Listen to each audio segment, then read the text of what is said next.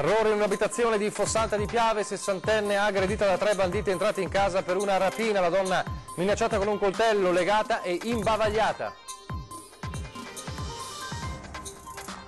Tragico schianto nel Veronese a poca distanza dall'aeroporto Catullo, 2 auto si sono scontrate frontalmente, un morto e un ferito grave. Blitz della regione con il direttore delle ULSI in 34 strutture per anziani, rilevate criticità nell'8% di queste, l'annuncio del giro di vite stamane da parte del governatore Zaia. Polemica a Padova per l'aggressione denunciata dalla parlamentare Silvia Covolo in stazione ieri sera e nella zona calda della città. Delitto di Cison, oggi la decisione del Tribunale di riesame su Sergio Papa, l'uomo in carcere con l'accusa di aver ucciso i coniugi Nicolasi, l'avvocato ha chiesto la scarcerazione. Rievocazione della passione di Cristo e il parroco di Arcola interpreta Gesù facendosi crocifiggere, l'ho fatto per i poveri disoccupati, dice. Van Gogh tra il grano e il cielo, il titolo della mostra dei record a Vicenza, diventa anche il titolo di un film per celebrare l'evento.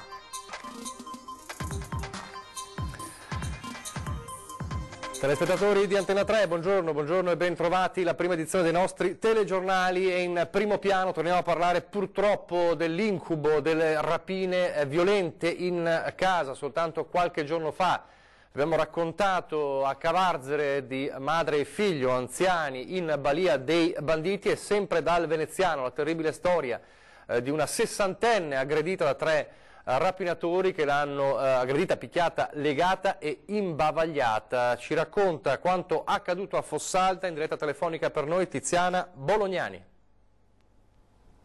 Sì, buongiorno da Venezia. Come avete detto da studio, c'è un nuovo episodio di rapina in casa, questa volta a Fossalta di Piave. La vittima è una donna di 60 anni che è stata rapinata l'altra notte da dei malviventi che l'hanno minacciata con un coltello, poi l'hanno legata e imbavagliata per evitare che la donna potesse chiedere aiuto. La 60enne in quel momento era in casa da sola e nel momento in cui la donna è stata immobilizzata, i malviventi, sicuramente più di uno, hanno potuto rovistare nell'abitazione, facendo razzia di monili e di preziosi, e poi sono scappati prima dell'arrivo delle forze dell'ordine, che sono stati allertate dai parenti della donna, che è stata trovata ancora immobilizzata. Su questo episodio stanno lavorando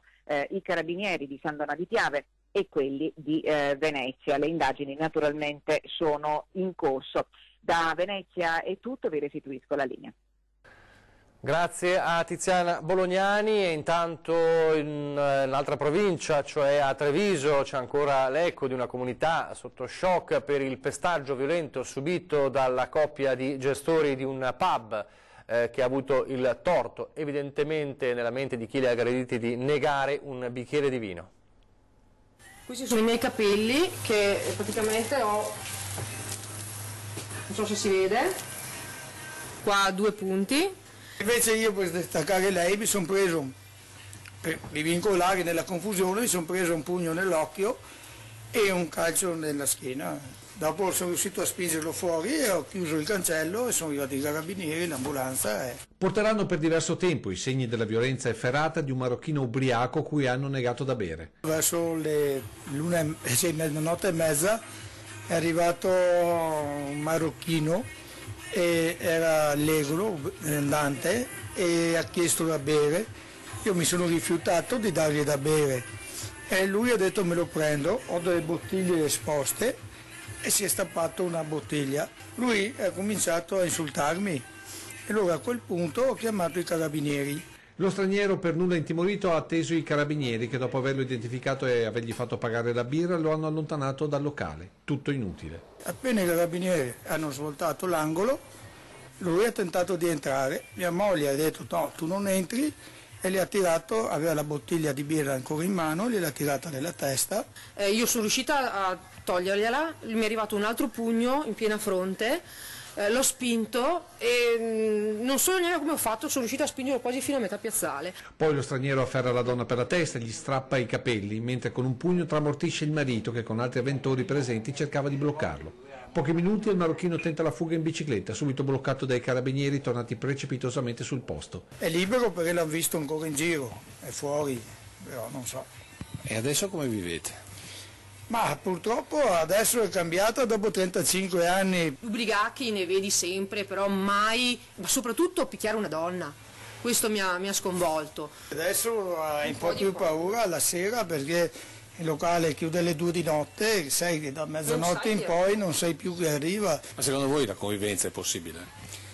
Certamente, assolutamente no. Il problema si pone su quelli che sono appena arrivati e che non hanno la più pallida idea di come viviamo noi e pensano di poter fare, anzi pensano e sanno di poter fare quello che vogliono, perché purtroppo qua in Italia noi come italiani non siamo tutelati. Un uomo è morto e un'altra persona è rimasta gravemente ferita in un incidente stradale avvenuto stamane a Caselle di Sommacampagna, in provincia di Verona, nelle vicinanze dell'aeroporto Catullo. Dai primi riscontri della polizia stradale, 2 auto si sono scontrate frontalmente, uno dei 2 conducenti è purtroppo rimasto ucciso sul colpo. La persona ferita è stata prima curata dai sanitari sul posto e poi portata in elicottero dai sanitari del 118 all'ospedale di Borgo Trento. E adesso le immagini incredibili dell'uomo che ieri pomeriggio è entrato in pista all'aeroporto Marco Polo di Tessera e ci sono voluti 3 minuti per fermarlo. Parliamo del terzo aeroporto d'Italia, il terzo scalo, e siamo ovviamente in piena allerta terrorismo, eppure quest'uomo è riuscito a passeggiare a lungo la pista, è venuto ieri pomeriggio, ha oltrepassato il check-in senza trovare alcun ostacolo, ha raggiunto una porta che gli ha consentito di accedere alla pista, quindi si è diretto all'aereo che secondo lui doveva riportarlo in Sicilia. I primi ad accorgersi, come vediamo nell'immagine, sono stati gli addetti allo carico e scarico che hanno cercato di fermarlo, ma ci è voluto, come dicevamo, ci sono voluti 3 minuti, lo hanno seguito a piedi, l'uomo, vedete, continuava a dire di voler andare nell'aereo che doveva portarlo in Sicilia, finalmente poi la polizia è riuscito a bloccarlo. Ovviamente un caso che riporta d'attualità le polemiche sulla sicurezza all'interno dell'aeroporto Marco Polo di Venezia, proprio come dicevamo in questo periodo di massima allerta per la questione terrorismo. A proposito di sicurezza però in stazione a Padova, le polemiche che tornano sulla zona più calda della città dopo l'aggressione denunciata ieri sera dalla parlamentare Silvia Covolo. Schiaffeggiata in stazione a Padova mentre assieme ad altri parlamentari rientrava da Roma. Vittima l'onorevole Silvia Covolo, che ha raccontato di essere stata avvicinata poco dopo le 19 da 3 giovani che poi l'avrebbero colpita. La deputata è stata immediatamente soccorsa dai 2 colleghi con i quali aveva viaggiato, Massimo Bitonci e Germano Racchella. Bitonci in particolare ha fermato un'autopattuglia della polizia locale, ma i presunti aggressori nel frattempo se l'erano data a gambe. Covolo ha dichiarato ai 2 agenti che gli autori dell'aggressione erano dei giovani tipo rasta, ha riferito il comandante della polizia locale Lorenzo Fontolan. I 2 poliziotti hanno perlustrato a piedi la zona e le aree circostanti senza rintracciare però le persone con le caratteristiche indicate. La polizia locale ha informato anche gli uffici della questura per eventuali ulteriori accertamenti. Un episodio che ha nuovamente acceso la polemica sulla scarsa sicurezza nell'area attorno alla stazione di Padova. Adesso parliamo di sanità con il Blitz, il giro di vite che è stato annunciato questa mattina dal Presidente della Regione Luca Zaia nel corso un incontro con la stampa, un Blitz nelle case di riposo da parte della Regione e concordato con i direttori generali delle ULSS del Veneto. È stato controllato il 10% delle strutture, quindi 34 case di ricovero per verificare le condizioni dei pazienti. Sono state riscontrate criticità nell'8% di queste strutture oggetto di verifica, soprattutto sul fronte della polizia, ma non solo. Ovviamente maggiori dettagli su questi controlli, sui loro risultati e sul giro di vite anche nei prossime settimane ve lo daremo questa sera nel corso dei nostri telegiornali, perché ha riguardato tutte di fatto le province del Veneto. Nello stesso incontro di stamane poi Luca Zaia è tornato sulla questione Olimpiadi. Delle Olimpiadi 2026 dicendo nulla è ancora deciso, entro il 31 marzo ci sarà, quindi entro domani, la presentazione della candidatura al CONI e tutto è ancora da decidere, noi andremo avanti. Un concetto già espresso ieri quando è scoppiato il caso di un CONI che invece vorrebbe favorire Milano e Torino. Vediamo. Olimpiadi invernali 2026, il CONI scrive al CIO, il Comitato Olimpico Internazionale, ed indica per l'Italia la candidatura delle città di Milano, Torino, senza citare il Veneto.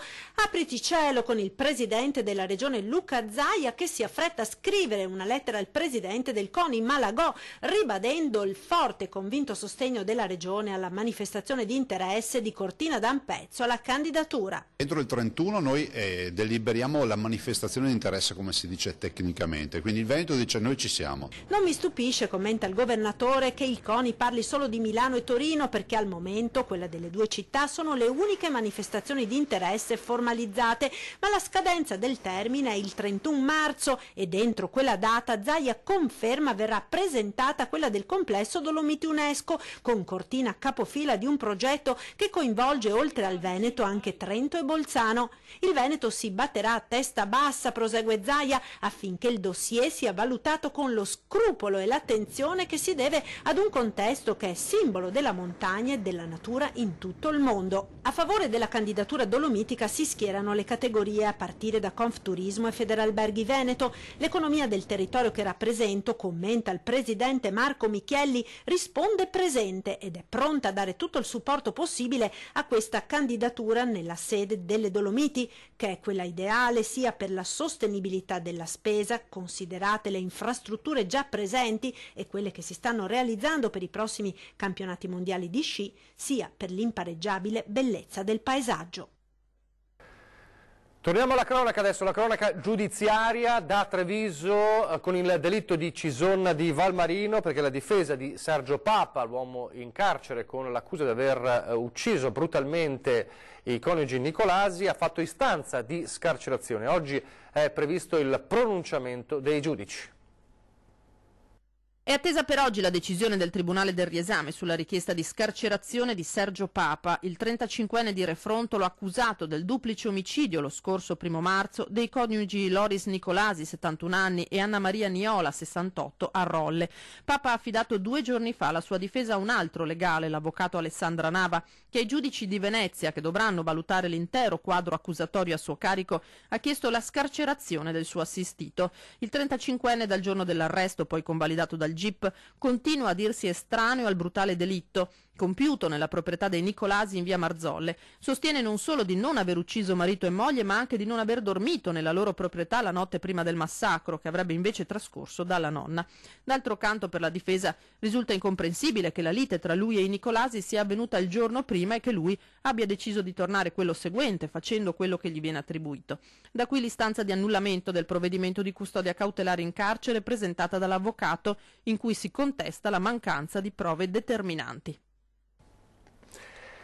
E restiamo a Treviso, dove ieri sera è arrivata in Consiglio Comunale la protesta dei residenti di via Bindoni che chiedono di trovare una soluzione al problema della convivenza nella stessa via con Rom e Sinti. Purtroppo veniamo costantemente minacciati da questi personaggi, vogliamo vivere in pace già a casa nostra, se dopo ci vedono per noi è finita. Volto oscurato e voce alterata, solo così per evitare ritorsioni hanno accettato di parlare davanti alla telecamera i residenti di via Bindoni a Treviso, che ieri sera si sono presentati in Consiglio Comunale per denunciare l'ormai insostenibile convivenza con Rom e Sinti, un problema che si trascina da decenni e che si è riacceso nuovamente con lo sgombero dei Sinti da San Martino di Lupari ed alloggiati qui. Scene da Far West, liti, rumori molesti, auto lanciate a gran velocità, ma soprattutto le minacce e la paura di essere aggrediti rendono difficile la vita dei trevigiani residenti. L'ultimo episodio l'altra sera, quando un Rom ha picchiato la moglie. La gente ha paura ad uscire, perché se esci e passi davanti a loro, oltre a prendere insolenze, offese, umiliazioni, rischi anche di prendere le botte, perché se loro quel giorno gli gira che gli sei antipatico, le paghi. Quando sono arrivata lì in via Bindoni io non sapevo di queste persone, mi sono vista in una situazione che stavo perdendo dei soldi, allora ho dovuto comprarmi la casa per forza, ormai era troppo tardi, ma se tornavo indietro non me la prenderei, non la prenderei mai la casa. I residenti sono esasperati e chiedono all'amministrazione di intervenire. Il sindaco oggi ci ha promesso che la settimana prossima verrà e abbiamo intenzione di portarlo casa per casa a sentire da ogni persona come la vive, perché è ora di finirla. Adesso una notizia di un altro grave infortunio sul lavoro. Questa mattina nella cantina di Soave, siamo in provincia di Verona, dove sono in corso lavori di ampliamento. Secondo quanto si è appreso, un operaio ha riportato un trauma da schiacciamento e dopo essere stato soccorso dai sanitari del 118 è intubato sul posto, è stato trasportato a Verona al Polo Confortini dell'ospedale di Borgo Trento.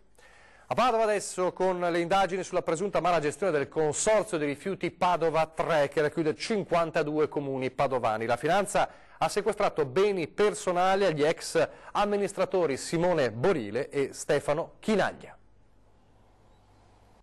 10 conti correnti bancari personali vuoti, i beni immobili ceduti al 50% a un fondo patrimoniale. La finanza fatica a trovare il tesoretto da 3 milioni di Simone Borile, ex direttore di Padova 3, e dell'ex presidente Stefano Chinaglia, che intanto hanno potuto, casomai, mettere in salvo le somme che ammonterebbero alla lievitazione delle tasse sull'asporto rifiuti chieste indebitamente a 52 municipi padovani. Ieri all'alba i finanzieri hanno sequestrato almeno un patrimonio di circa 1 milione di euro tra case, auto e società appartenenti ai 2 ex amministratori. Sulla società d'affari di Simone Borile sono in corso ulteriori accertamenti. Ieri i finanzieri hanno sequestrato il 25% del valore, la quota di proprietà dell'ex direttore di Padova 3. Conti bancari vuoti, si diceva, ora però verranno monitorati i mesi precedenti per capire dove siano finiti i 3 milioni di euro non dovuti chiesti ai comuni della provincia.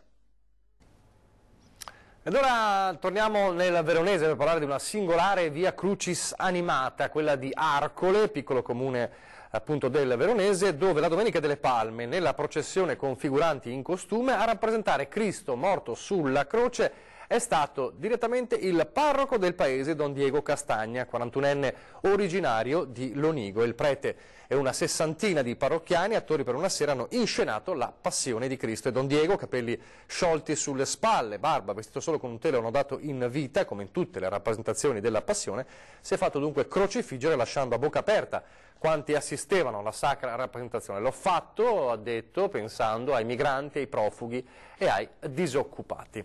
E a proposito di crocifisso, c'è un sindaco nel Padovano, a Brugine, che scopre che a scuola mancano 17 crocifissi e li porta di persona in classe. Toglierci il crocifisso sarebbe come toglierci i vestiti, quindi non dobbiamo assolutamente pensare a questo, pensiamo a dialogare per risolvere i problemi.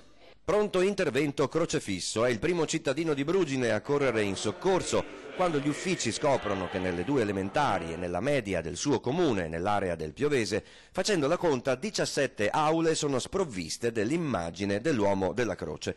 È la settimana santa e non si può accettare. Dall'indagine condotta dal giovane sindaco emerge che la colpa però non è di qualche estremista ateo. Ma probabilmente nei lavori di tinteggiatura o in alcuni lavori di manutenzione sono stati tolti e poi magari perché logori o perché in condizioni precarie non sono stati rimessi. Però permetta la domanda, questi lavori da quanto tempo erano finiti? Diciamo che probabilmente era un po' di tempo che i lavori erano finiti e non abbiamo fatto subito il censimento. Siamo quasi al mea culpa. Ci pensa un paesano a offrire in regalo al comune i 17 crocefissi. Giraldo, 35 anni, eletto sindaco nel 2014 da una civica di centrodestra, in tasca una tessera della Lega. Quando gli si chiede il suo pensiero sui rapporti con i credenti di altre religioni, diventa un moderato a tutti gli effetti. È di massimo rispetto, un rispetto che deve essere reciproco da ambedue le parti e di dialogo. Con il dialogo e rispetto possiamo veramente arrivare a buoni risultati anche di integrazione e questo simbolo può essere un ulteriore segno di rispetto anche per chi non condivide questa religione. Come monitorare la presenza sempre più forte dei lupi nelle nostre montagne? Lo si potrà fare con una app, ma lo vediamo dopo la pubblicità.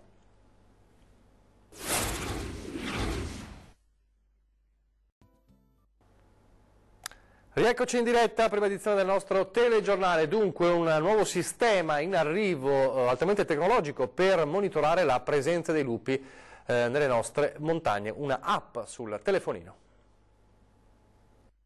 Controllare la posizione del branco di lupi dal proprio telefonino. La Regione sta lavorando ad una app specifica proprio per monitorare in tempo reale i movimenti di questi animali e la loro presenza. Stiamo portando avanti un progetto assieme all'Università di Sassari e naturalmente le nostre per catturare i capibranco, metterci un radiocollare e istituire questa app per creare questo che è come un recinto virtuale. Proprio così, un recinto virtuale disponibile grazie all'applicazione per smartphone sarà utile soprattutto agli allevatori. Noi poi forniremo questa app agli agricoltori, agli allevatori, ai sindaci, alla forestale eccetera, dove praticamente salta fuori dov'è questo branco e quindi sappiamo benissimo in questo momento è lì a 100 metri magari da casa nostra oppure è vicino ai nostri animali, quindi andiamo a fare un controllo immediato, andiamo a fare comunque un'azione di allontanamento. Una app per monitorare la presenza e gli spostamenti dei lupi, ma non solo.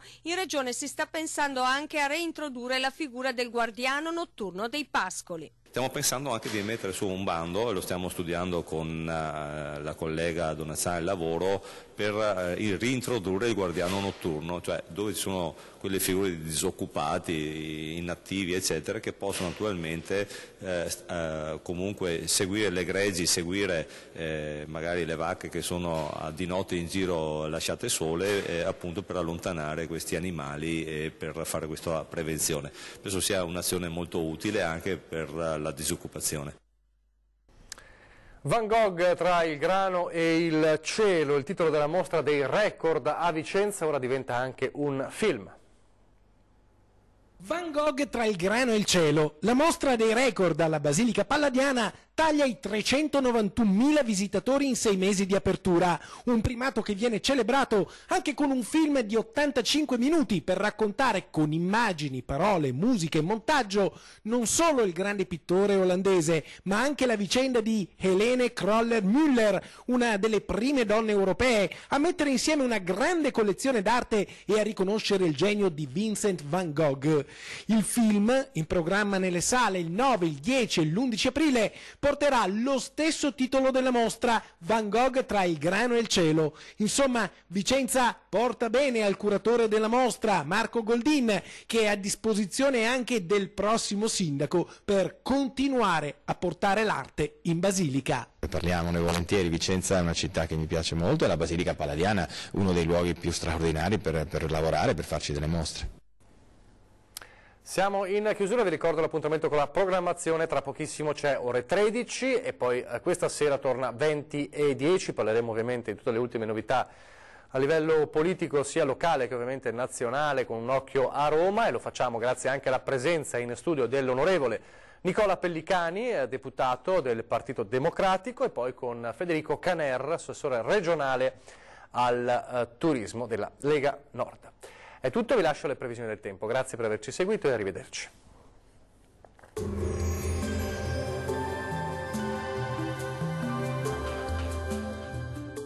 Termoidraulica Susin. Se compri una caldaia, in omaggio il condizionatore. Termoidraulica Susin a 0 branco.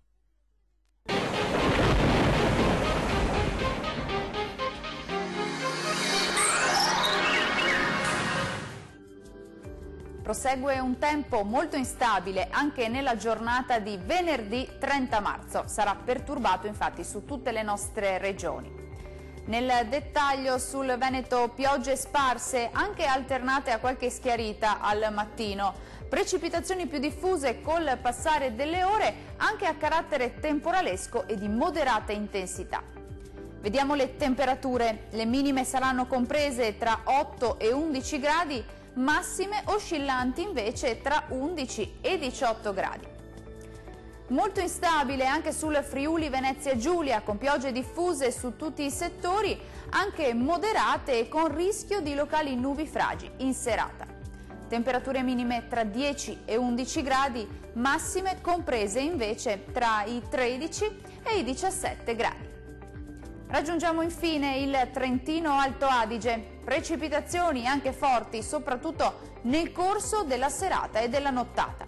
Temperature minime tra 11 e 12 gradi, massime che invece si attesteranno intorno ai 14 gradi. Dal meteo di Antenna 3 è tutto. Arrivederci al prossimo aggiornamento.